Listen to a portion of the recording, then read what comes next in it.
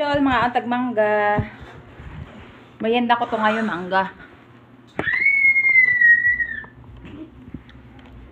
Bagong pitas lang to, talagang malutong to eh. Kain with alamang.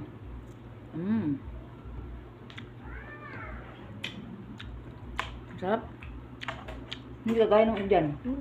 Maasim dyan eh. Dun, matamis. Diba? Ang dami matumpok mo ng bait ng ano dun, mabait yung may-ari. Kaya nilasap-lasap na naman niya. Kinuhaan. Matamis yan, oh. Matamis siya, guys. Bumili na kayo, guys. 1 kilo lang. Sarap.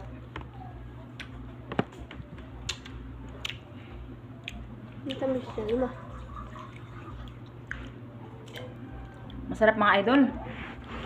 Yan.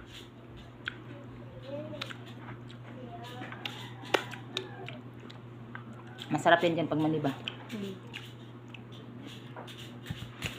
Lapit to dun sa may patag na dyan. Dinadaanan. Guys.